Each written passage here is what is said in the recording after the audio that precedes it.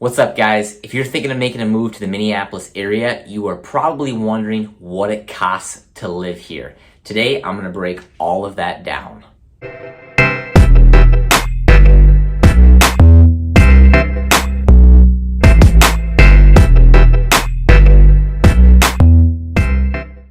What's up, guys? Jadde Rowe here, and welcome to the Living in Minneapolis channel. If this is your first time tuning in, I'm so happy you are here.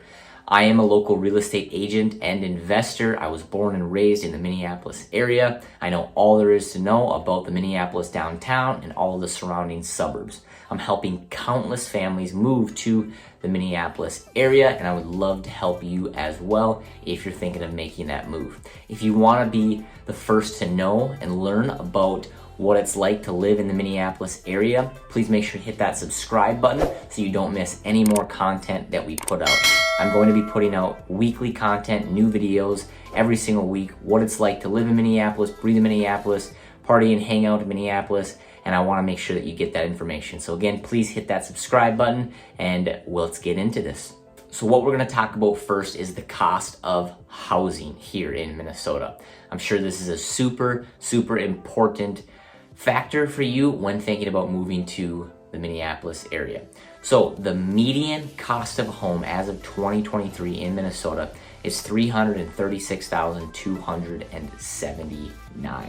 The median cost of a home in the US as of 2023 is $416,000. So as you can see, the median price in Minnesota is less than the median price in the US as a country.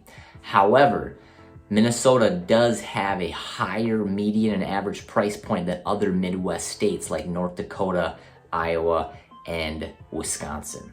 I am still seeing in the real estate market here in Minnesota an extremely strong market. There's a lot of demand here, and we all real estate agents, real estate professionals, loan officers, everybody in the market is expecting that median price point to continue to increase over time because we're seeing such a strong demand for homes here in the state. Next, we're going to talk about cost of renting. If you're not in a position where you're wanting to buy yet, but you're still looking at moving to Minneapolis area, but you're needing to rent for a little while, let's get into that. So as of September 2023, an average 2-bedroom rent in Minneapolis is $1,995. The median Minnesota rent is $1,892. And why those two numbers differ is because of the areas. Minnesota has a lot of different areas and a lot of different apartment and rental options. There are extremely high-end rentals down in the Minneapolis downtown area where a 2-bedroom I've seen as high as $2,300, $2,400, $2,500. But then in other areas in suburbs, that 2-bedroom could be $1,350, $1,400, or even less at times. So that does vary depending on your location, but in general, you're looking at around maybe $1,800 to $2,000, depending on where you're wanting to live, how close to the cities, the downtown area, how close do you want to be to public transportation. All those types of things matter, but just keep that in mind when you're looking to rent. Regardless though, these numbers do maybe seem a little high for rent. However, with the job growth and the super low unemployment rate here in the Minnesota area, these numbers actually do play out, which we'll talk about next, which is income. So the average median Minnesota household income as of 2023 is about $75,000.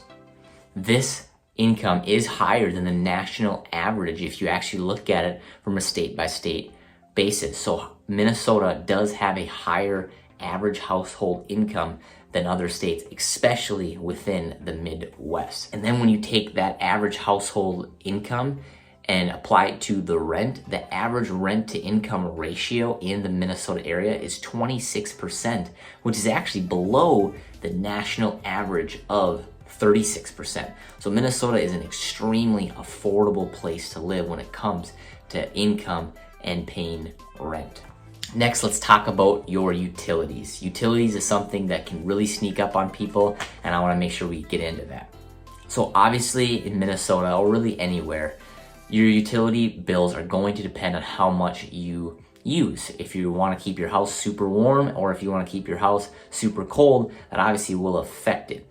Minnesota is a state where we do experience super hot summers and very cold winters. So you will use a lot of heat in the winter and a lot of cool air in the summer to make sure that you're living in a comfortable temperature. The Minnesota average for utilities, this includes your water, your sewer, your trash, your electric, your heating, all of that, is about $300 to $400 a month, which is about right. I live in a house that's built in the 1960s, not a super efficient, and my utility bills generally are about $300 a month. It's kind of funny because in the winter, we use a lot of gas to heat our house. So my gas bill gets, to be up around the $100, $120, $130, even $150 mark. But then in the summer, my gas bill is super low because I'm not using the gas to heat my house.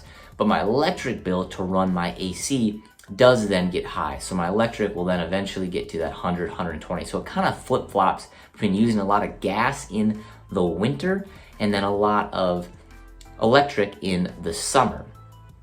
Our cable here in Minnesota, where I live again, which is in a suburb outside of Minneapolis, is about $80 a month. I do have a little bit upgraded plan for internet, so you wouldn't have to have an upgraded plan. $50 is about their baseline internet. I don't pay for cable. So again, $80 a month is what my internet costs me. So I pay about $150 for that, electric or heating, and then $80 for my internet, and then that kind of rest of that $90 to $100 is really my trash is about $20 a month, and water and sewer, which is between $30 and $40 a month. So it on average is about $300 a month, maybe a little bit more here and there, but that's basically what you can expect for everything. Next on our list is groceries. What do groceries cost in Minnesota? In Minnesota, there's a lot of options to get groceries. We have Target, we have Costco, we have Sam's Club, we have Walmart, we have Whole Foods, we have Aldi, we have Cub Foods. There's a lot of different options depending on what types of groceries you want to buy, what's your budget, or do you want to go all organic, do you want to bulk shop? There's a lot of different options. Me, I generally shop at Cub Foods or Target the most, mainly because Target is literally 2 minutes from my house. Cub is 5. I do like Cub better than Target for some things, but other things I do like Target better than Cub. But generally, I'm doing a lot of my shopping at Cub or Target. It's just my wife and I, we spend about $300 to $400 a month on groceries. We do try to eat a little bit healthier and, grill a lot. I really do enjoy grilling. So we do spend a little bit more than maybe what other people are, but you would not necessarily have to do that. It is very, very reasonable to, spend $200 on groceries depending on what you're buying and what you're looking to do. But we do spend probably between $300 to $400 a month for our needs. Eating out, let's talk about that. I know that's not specifically groceries, but there's, again, lots of options in the Minnesota area. Lots of small local restaurants, small local pubs, all those types of things, whether you're in the downtown area or in surrounding suburbs. Every single suburb is almost kind of known for different food options that are there. If you're gonna be dining in at any of these options, your bill is obviously gonna be higher. When my wife and I go out to dinner and we dine in, we usually both get a drink, we'll both get an appetizer and a meal. We're not, going all out on our meals generally, but it's usually with tip gonna be about $100 for a drink, $12 each depending on what you're getting. An appetizer will be $10 to $12, and then our meals are about $20 to $25 depending on what we're getting. So on average, we spend about $100 every time that we go out to eat and actually sit in. But one of my favorite things to do with my wife and just as a couple, we do enjoy staying at home. We're both kind of homebodies at times, and we love doing takeout. When we do takeout from our favorite Thai restaurants or Indian places or different places like that, Chinese, it's about $30 to $40 with tip. And that includes, 2 entrees and some sides. And that's generally what we spend if we're actually taking out and going and picking it up and bringing it home. Next on our list is outdoor activities. Outside of winter, there's a lot of things to do in winter, obviously, but outside of winter, there's tons of things to do in the spring and summer and fall months. Hiking, running, biking, golfing, whatever you want to do. There's a lot of zoos around. The Minnesota Zoo is a super popular spot. The Como Zoo, the Mall of America, which is one of the largest malls in the nation. People love to go there and shop. There's also a massive amusement park right in the center of the mall, which is super cool. There's also tons of golfing. There's also a lot of mountain biking trails that some people are surprised by. There is a decent amount of mountain biking trails kind of towards the southern part of Minnesota, just outside of the cities. Or if you go west, there's some more spots, or even kind of close to downtown. I know I've talked about Theodore Wirth in my other previous videos. That's also an awesome area to go mountain biking, which I think most people don't see Minnesota as being a very hilly or mountainous place. And it generally isn't, but we do have a lot of actually large hills and kind of mountains, I guess. They're not the Utah, Colorado mountains, but they are pretty large hills that do turn into mountain biking trails and then ski and snowboard downhill, ski and snowboard trails and hills in the winter.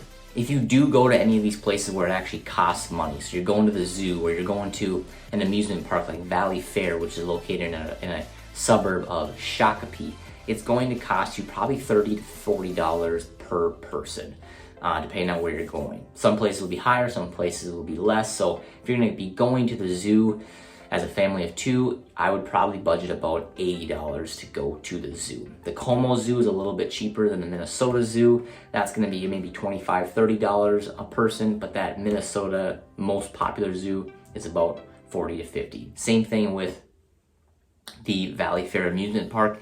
If you go there, that has grown and is super popular. So that's gonna be about $50 per person, most likely. Next, let's talk about property taxes. This is obviously a big thing. A lot of people will look into that when they are moving to a different state. The property taxes in Minnesota, unfortunately, are a little bit higher than the national average, right around that 1.02%.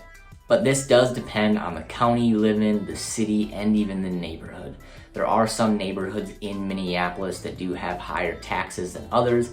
There's also other counties like Carver County, which is southwest of downtown, that are known for lower property taxes because the county does not assess it as much. Other areas like Wayzata, that's a very high-end area, or even neighborhoods in Minneapolis like Tangletown or Fern Hill are going to have a little bit higher taxes because they do get assessed at a higher amount. But on average, it's about 1.02%. Next, let's go into income tax. Again, unfortunately, in Minnesota, we have great average household income. We do have awesome cost of living when it comes to the average rent or the average cost to buy a house. However, in Minnesota, our income tax is higher than the national average, right around that 8 to 9%, which I know can be hard to look at, but when you actually look at what people are actually getting paid, it does even out to a very, very smooth and easy place to live, even though we are getting taxed at a higher rate because we're getting paid more. There are tax deductions that are obviously available for a lot of people, families, rental properties, different things that you spend your money on.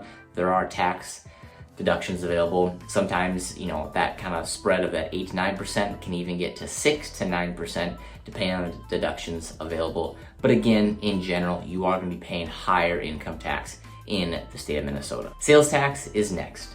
So in the state of Minnesota, again, our sales tax is a little bit higher, but not that much higher. I think people look at Minnesota and they go, wow, that's a super expensive place to live because of the higher income tax and because of the high sales tax.